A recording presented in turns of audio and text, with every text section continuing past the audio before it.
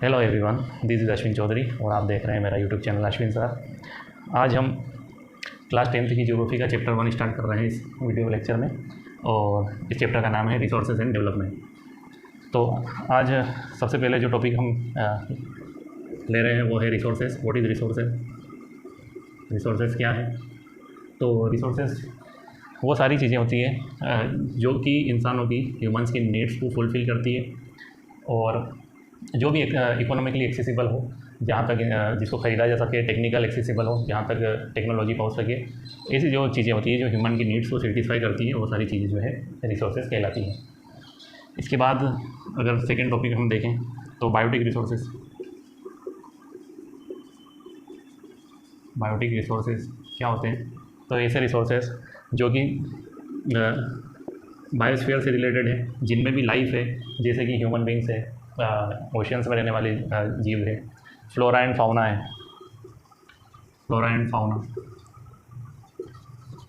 जंगली जीव हैं। ये सारी जो चीज़ें बायोटिक रिसोर्सेज के अंदर हम कवर करते हैं। इसी तरीके से अगर हम थर्ड देखें तो एबायोटिक रिसोर्सेज क्या होते हैं? तो एबायोटिक रिसोर्सेज वो रिसोर्सेज हैं जिनके अंदर लाइफ तो नहीं होती है, लेकिन वो बहुत ही ज़्यादा हमारे लिए इम्पोर्टेंट है, जैसे कि मेटल्स, इसी की तरीके से रॉक्स वगैरह, ये सब यूज़फुल है इंसानों के लिए, लेकिन इनके अंदर लाइफ नहीं होती एबायोटिक रिसोर्सेज। और बायोटिक रिसोर्सेज मतलब जिन चीज़ों के अंदर ये जो भी चीज़ें उनके अंदर लाइफ होती है वो बायोटिक रिसोर्सेज होते हैं। इसी तरीके से अगर हम आगे देखें तो रिसोर्सेज का मतलब ये समझ में आ रहा है कुल मिला के कि जो भी यूज़फुल हो, जो भी चीज़ यूज़फुल हो, या जो भी नीड्स को सेटिस्फाई करे, ह्यूमन नीड्स को, या जो भी ऐसी चीज़ जो हमारे लिए यूज़फुल हो, जिसका कोई ना कोई यूज़ हो कहीं ना कहीं लाइफ में, वो सारी चीज़ें रिसोर्सेज होती हैं। इसकी अगर हम देखें तो फोर्थ नंबर पे हम देखेंगे renewable resources.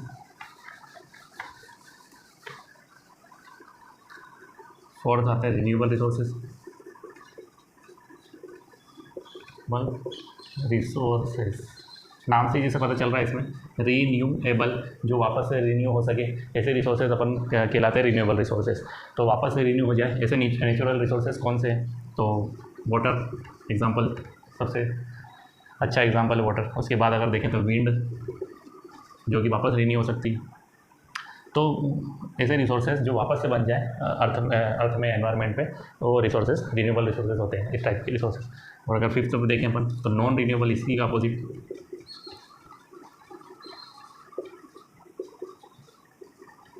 Non renewable resources वो रिसोर्सेज होंगे जो कि वापस से रिन्यू या रिप्लेनिश नहीं हो सकते हैं।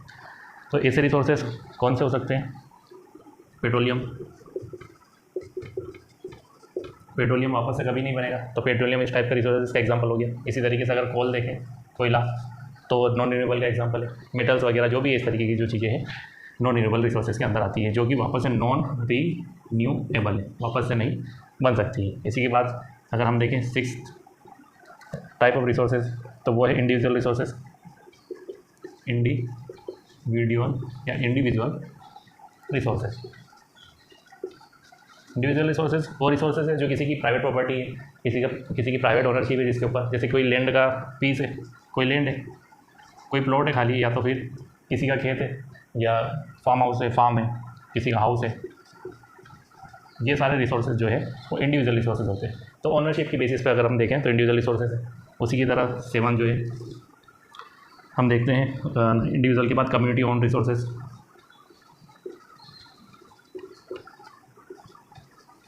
कम्युनिटी ओन रिसोर्सेज ऐसे रिसोर्सेज जिसके ऊपर मालिकाना हक जो है, या ओनरशिप जिसके ऊपर कम्युनिटी की पूरी कम्युनिटी, पूरी सोसाइटी जिसके ऊपर, मतलब ऐसे रिसोर्सेज जिसके ऊपर पूरी सोसाइटी का हक हो या ओनरशिप हो, इस तरीके के रिसोर्सेज कम्युनिटी रिसोर्सेज होते हैं।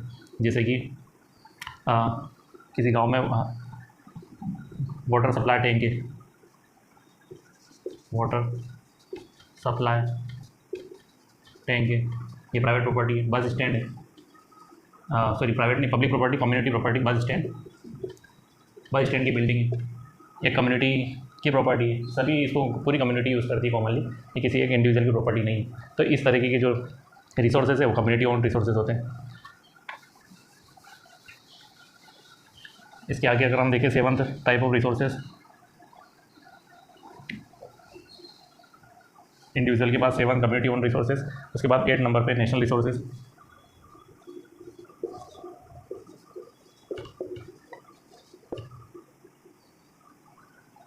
नेशनल रिसोर्सेज तो 8th टाइप ऑफ रिसोर्सेज है नेशनल रिसोर्सेज। ऐसे रिसोर्सेज जो कि पूरे नेशन की प्रॉपर्टी है, नेशनल टेरिटरी के अंदर आती है। इस टाइप के जो रिसोर्सेज होते हैं वो नेशनल रिसोर्सेज होते हैं, जैसे कि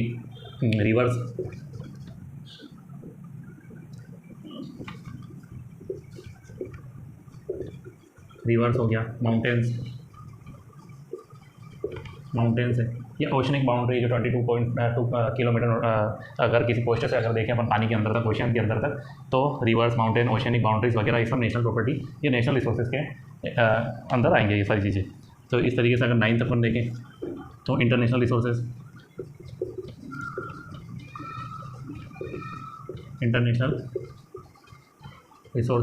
तो इंटरनेशनल रिसोर्सेज वो रिसोर्सेज है जो जिसके ऊपर अगर देखें तो अलग अलग कंट्रीज़ उसका यूज़ करती रहती है। इंटरनेशनल बॉर्डर हो या तो फिर इस तरीके से इंटरनेशनल वाटर हो, तो इंटरनेशनल वाटर अगर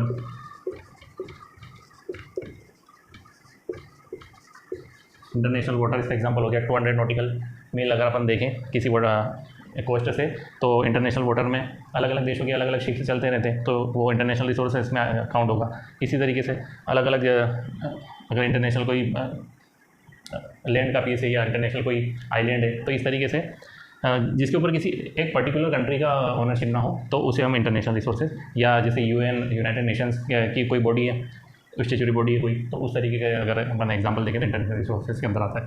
इसी तरीके से अगर 10th अपन देखें तो 10th जो है वो पोटेंशियल रिसोर्सेज जो है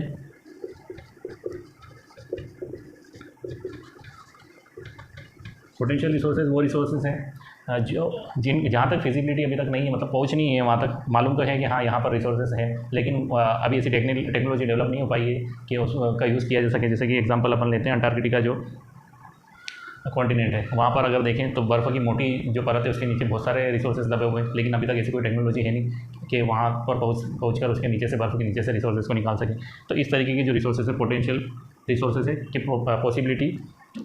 पॉसिबिलिटी वहाँ पर पहुँचने की नहीं है, लेकिन हो सकता है फ्यूचर में वहाँ उस रिसोर्सेज तक पहुँचने की पॉसिबिलिटी जनरेट हो जाए। तो इसी तरीके से 11 जो है वो डेवलप्ड रिसोर्सेज है।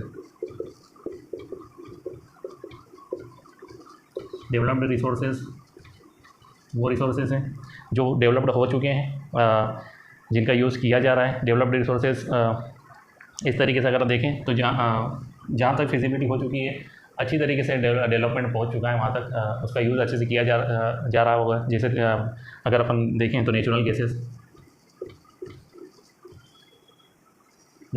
यूज़ में आ रही है, नेशनली यूज़ में आ रही है, अच्छी तरीके से डेवलप्ड रिसोर्स है।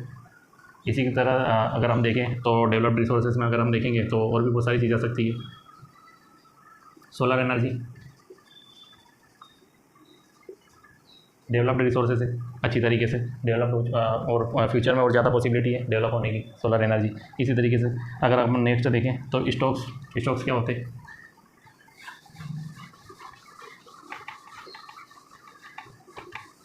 नेक्स्ट टॉपिक स्टॉक्स वो चीज़ें हैं जो कि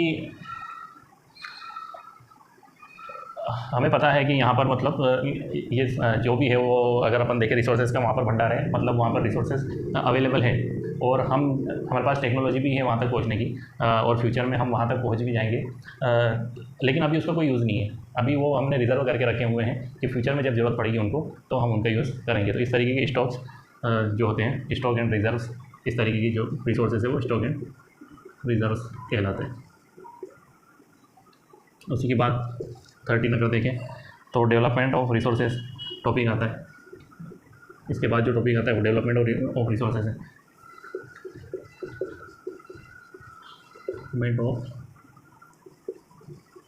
रिसोर्सेज, तो डेवलपमेंट ऑफ रिसोर्सेज का मतलब है कि रिसोर्सेज किस तरीके से डेवलप हो रहे हैं फ्यूचर के लिए, या उनको किस तरीके से डेवलपमेंट करना है फ्यूचर में। तो इसके अंदर जो मेन टॉपिक है, सबसे मेन जो चीज़ है वो sustainable development. Sustainable development. Sustainable development इस तरीके का डेवलपमेंट है जो फ्यूचर की नीड्स को ध्यान में रखते हुए अगर देखें करंट में या प्रेजेंट में उसका रिसोर्सेज का वेस्टेज ना करते हुए ऑप्टिमम यूटिलाइजेशन करना है उसको, और इन चीज़ों को ध्यान में रखना है कि कम से कम उनसे एनवायरमेंटल पोल्यूशन हो, इन सब इस तरीके का डेवलपमेंट, और फ्यूचर में हम उसे फ्यूचर जनरेशन के लिए कैरी करके रखें, बचा कर रखें और वेस्टेज ऑफ रिसोर्सेज ना करें। इस तरीके का डेवलपमेंट होता है सस्टेनेबल डेवलपमेंट, जिसमें इन्वायरमेंटल डिग्रेडेशन को ध्यान में रखा जाता है सबसे पहले तो, कि उससे कम से कम पोल्यूशन हो वगैरह हो इस तरीके से, और वेस्टेज ना हो उसका, और फ्यूचर जनरेशन के लिए वो बचे रहे। तो सस्टेनेबल डेवलपमेंट इस तरीके का डेवलपमेंट है जो डेवलपमेंट ऑफ रिसोर्सेज के अंदर आता है। तो इसी के लिए जो है कुछ जो 100 कंट्रीज 1992 में एक मीटिंग हुई, रियो डी जेनेरियो अर्थ समिट जिसको अपन बोलते हैं, रियो डी जेनेरियो अर्थ समिट।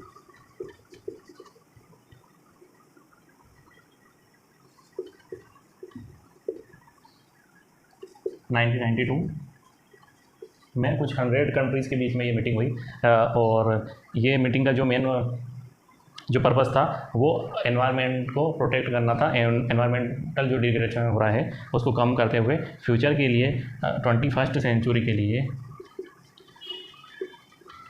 कुछ प्लानिंग वगैरह, कुछ ऐसे तरीके से प्लान कि आने वाले जो फ्यूचर है, आने वाली जो जनरेशन है उसको इसका नुकसान नहीं उठाना पड़े। तो ये फर्स्ट अर्थ समिट हुई थी रियो डी जेनेरियो, जो ब्राज़ील का एक शहर है वहाँ पे 1992 में। इसी को हम बोलते हैं रियो डी जेनेरियो अर्थ समिट, जो 1992 में जो हुई थी। 100 देशों के जो यहाँ पर लीडर इकट्ठा हुए और उन्होंने यहाँ पर कुछ ट्रीटी वगैरह साइन करी कि फ्यूचर में इस तरीके से हमें जो सस्टेनेबल डेवलपमेंट करना है, ताकि एनवायरनमेंट को कम से कम, बायोलॉजिकल जो थिंग्स हैं उनको कम से कम नुकसान हो और फ्यूचर की जनरेशन को इसका नुकसान ना उठाना पड़े। इस तरीके से कुछ यहाँ पर पर्पज़ लिए गए थे। अब इसी के अंदर जो एजेंडा चुना गया उसी को एजेंडा 21 कहते हैं। एजेंडा 21 मतलब एजेंडा जो 21st सेंचुरी के लिए चुना गया है, एजेंडा 21। तो यूनाइटेड नेशंस की जो है ये यूएन की कॉन्फ्रेंस में, यूनाइटेड नेशंस की तरफ से जो कॉन्फ्रेंस हुई, यहाँ पे समिट हुई अर्थ के इकोनॉमिक डेवलपमेंट के लिए। तो यहाँ पर इन सब चीज़ों को ध्यान में रखकर अलग अलग तरीके के जो कुछ रूल्स और रेगुलेशन यहाँ पर सभी ने उसको एक्सेप्ट किया और फॉलो किया 21st सेंचुरी के लिए, ताकि एनवायरनमेंट को बचाया जा सके और जितना भी हार्मफुल जो चीज़ें हैं उनको बैन किया जा सके इस तरीके के, और सस्टेनेबल डेवलपमेंट को एक्सेप्ट कर सके पूरी दुनिया। इस तरीके से जो एजेंडा 21 है उसको एक्सेप्ट किया गया कॉमनली और सबकी सहमति से, एग्रीमेंट से। तो इस तरीके से अब इसके बाद जो टॉपिक आता है वो लास्ट 2 टॉपिक हो रहे हैं, रिसोर्सेज प्लानिंग। तो रिसोर्सेज प्लानिंग क्या होती है वो देखते हैं।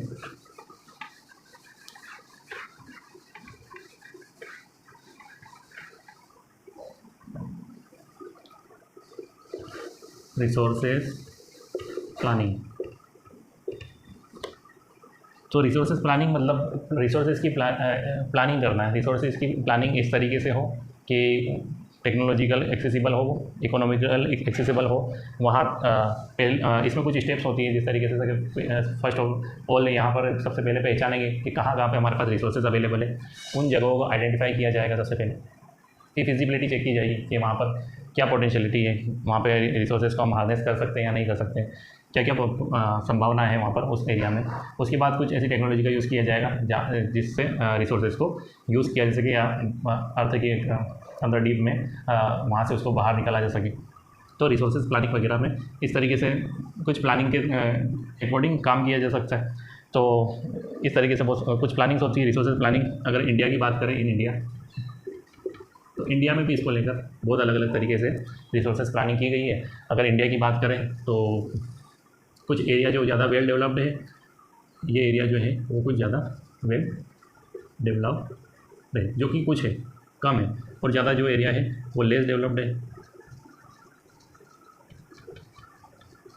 तो इसका यही रीज़न है, रिसोर्सेज की प्लानिंग अगर सही तरीके से नहीं हुई तो कुछ एरिया ही वेल डेवलप्ड होंगे और कुछ एरिया जो है लेस डेवलप्ड हो जाएंगे। अगर हम देखें तो राजस्थान वगैरह, गुजरात के वेस्टर्न जो पार्ट है वहाँ पर एयर की अवेलेबिलिटी अगर देखें थार डिजर्ट की तरफ, तो वहाँ एक्सेसिबिलिटी नहीं है, वहाँ तक डेवलपमेंट नहीं पहुँचा है, लेकिन एयर एक ऐसा रिसोर्स है जो वहाँ पर अपन को अच्छी तरीके से मिल सकता है। अगर वहाँ पे देखें तो विंड एनर्जी की बहुत ज़्यादा पॉसिबिलिटी। अगर हम देखें अरुणाचल प्रदेश की तरफ तो वहाँ पर हमें वाटर रिसोर्सेज एविडेंस मिलेंगे बहुत ही ज़्यादा। तो इस तरीके से अलग अलग एरियाज़ में अलग अलग रिसोर्सेज हैं, लेकिन अगर बैलेंस डेवलपमेंट ना हुआ तो कुछ एरिया वेल डेवलप्ड रह जाएंगे और कुछ एरिया जो है वो लेस डेवलप्ड रह जाएंगे। तो इस तरीके से जो प्लानिंग करना है कि सभी जो एरिया है देश के, कंट्री के जो भी एरिया है इंडिया के, वहाँ पर सभी तरह के रिसोर्सेज इक्वली पहुँचे, रिसोर्सेज का डेवलपमेंट बराबर हो, बैलेंस डेवलपमेंट को लेकर चलें। तो इस तरीके की जो प्लानिंग की गई है, इसके लिए जो कदम उठाए गए हैं, स्टेप्स ली गई है, उसी को हम बोलते हैं रिसोर्सेज प्लानिंग। और इंडिया में भी इस तरीके से प्लानिंग जब से फर्स्ट 5 ईयर प्लान यहाँ एप्लीकेबल हुआ था, economic first year 5 year plan, तभी से इस तरीके से प्लानिंग रिसोर्सेज को लेकर की जा रही है। तो ये जो थे हमारे कुछ टॉपिक थे आज के लिए। बाकी के कुछ टॉपिक हम नेक्स्ट वीडियो में कवर करेंगे। इसी तरीके से 3-4 वीडियो में हम पूरा चैप्टर इसको कवर कर लेंगे। आप भी अगर कोई डाउट है, अगर आपको इस सेशन से रिलेटेड या और कुछ आपके जो सजेशन है, आप कमेंट बॉक्स में लिख सकते हैं। हम मिलते हैं नेक्स्ट वीडियो में, तब तक के लिए गुड बाय, थैंक यू।